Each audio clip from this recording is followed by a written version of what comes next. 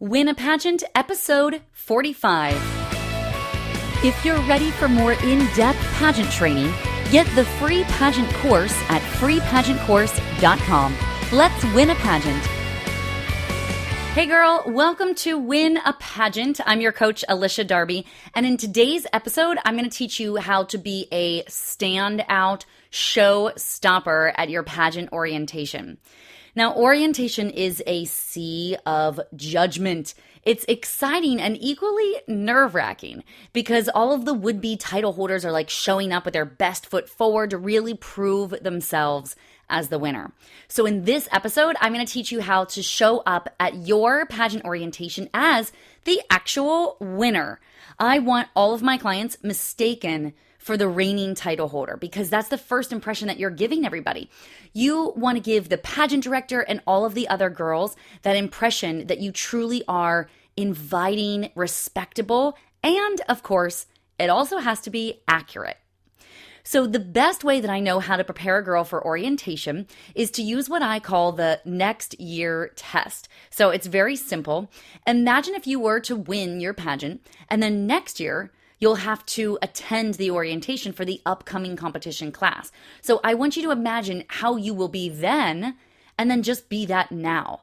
So the impression that you leave on others is really based on how you're perceived, from the look to how you make other people feel. So I made it easy for you to recall all 4 of these specific areas of a first impression. So the first is your picture or your image, okay? So you've seen some girls go to pageant orientations looking totally kooky. Okay, now I know I've seen them too. So they want to stand out. You know, that's really what it's about. They wear some crazy fluorescent pink, or they do some kooky hairdo, or they wear their Louis Vuittons or something, you know. This is annoying to not just me, but to many other people. If somebody took a picture of you right now, think about wherever you are. If somebody took a picture right now by yourself and they just handed it to somebody, how would that person actually describe you? Do you look energetic? Do you look happy? Do you look tired or proud or thoughtful? Or do you look crazy? Okay. Now, these adjectives are used based on how a person is dressed, based on your posture, your makeup, your hair, your accessories. So how do you want to come off? Next year, you're going to be giving up your title. So what would you wear for that? What would you wear to have everybody with their eyes on you as the outgoing title holder? This year, that's what I want you to wear, okay? Everything about that outfit, that is who you most want to be. So just be her starting right now. Now, the second thing to consider is your moving picture. This would be your video, basically. So if somebody filmed you without sound, how would you be described? Would you be described as silly or bratty or shy, maybe generous or outgoing? Maybe you would be described just on video as annoying or fun. Would you be described as an attention seeker or secretive or even scared? These are some of the adjectives that could come up in a highly competitive environment if someone just took a video of you without you knowing about it and didn't have any sound and didn't give any background information. That's really important, okay? So next year, when you give up your title, you got to think about, how do I want to be seen? As a title holder, you're going to be buzzing around. You're going to be humbly answering people's questions, graciously meeting the other girls, building up their confidence, participating with enthusiasm, even in the corny icebreakers or things, you know, smiling a lot probably, and hopefully even giving credit where credit is due. So this year, that's what I want you to do. Now, the third thing is your audio. Now, I'm sure you can see where I'm going with this, but the fourth one I hope will be an extra bonus for you. So hang in there with me.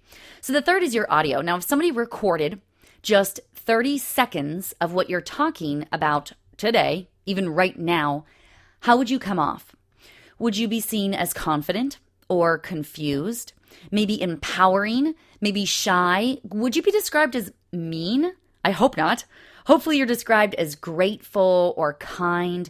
So at pageant orientation, just like in media interviews and an onstage question and in your interview, all of those moments, you only truly have a very short amount of time to make a powerful and positive impression. So to do that, you have to be clear about what you're really after and who you really are.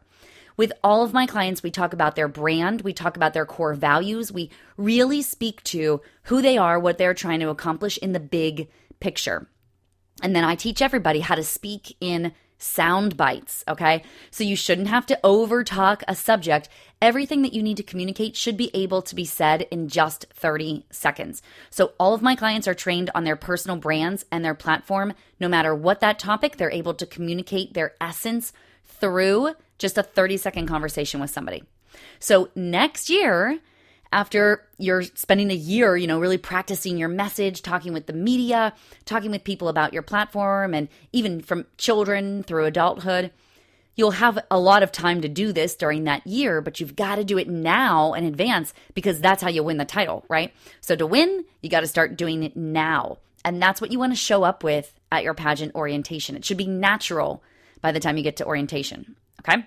So the fourth one, this one is really like just the absolute essence, of a title holder. So the fourth thing that you need to be aware of is your presence. Some people say your aura, really what's the energy that you're bringing to a room. Now, this is actually the feeling that others will get just by being in the same room as you. So if you walked into a room full of strangers right now, in what you're dressed in the conversation that you've had in the last 30 minutes, in how you're moving and everything, how would your energy feel to those around you? Would they describe you as illuminating or passionate? Would they describe you as overwhelming or maybe overly negative? Or would you be seen as captivating? So what feeling do you want to give others next year when you give up your title? That's what you want to be thinking about. How would people feel when you're introduced on stage as the title holder? Or when the director at the orientation says, and now a few words from last year's title holder, and here you come, what's the energy that you want to bring with you in that moment? The reason that it's so important to consider that next year concept is because so often we get overwhelmed by the experience of just competition itself, and we lose the sense of really who we are. And it's unfortunate because I know I've competed with some truly amazing pageant women who, during the pageant competition, they show up with less than stellar energy or less than stellar things to say. And that's not really who they are, but that's kind of what comes out during the competition because it can get at you, right? So through this process, we become very mindful and very aware of yourself and how you want to be viewed by others.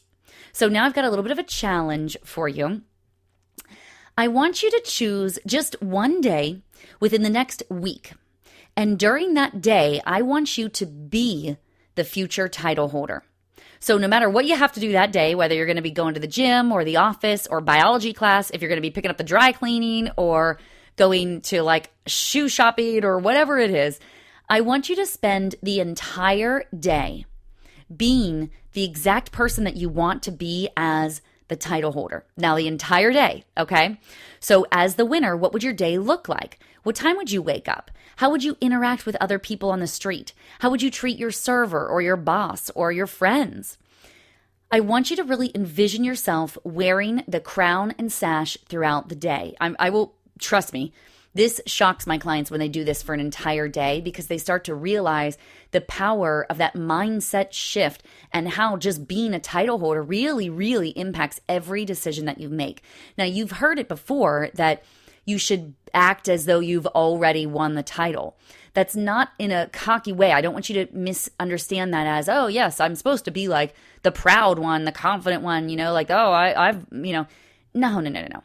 You're really supposed to just make decisions based on the responsibility that you have as a role model to others. So try it out and see how well it fits. Now, you'll know that you are fully ready to win a pageant when you can be this person in full congruence, meaning it's not like it's difficult for you to do. It actually feels really, really great every single day with or without a crown. Because that, ladies, is how you win a pageant. Thanks so much for joining me today, and I'll see you next Wednesday for our next episode of Win a Pageant. For more pageant training, go to freepageantcourse.com. Hey there, I'm Alicia Darby, and I just want to say thank you so much for watching that last video. If you totally loved it and got something from it, would you just click subscribe right here to subscribe to our YouTube channel? Hey, I am here for you, and I've got so many more trainings and videos for you. In fact, this one would be a really great one to watch next. Or if that topic doesn't interest you, then try this one. It's my most recent video training. So I think both of these would be really great for you. Thank you again so much for subscribing. I am honored to be your coach. I'll see you again soon.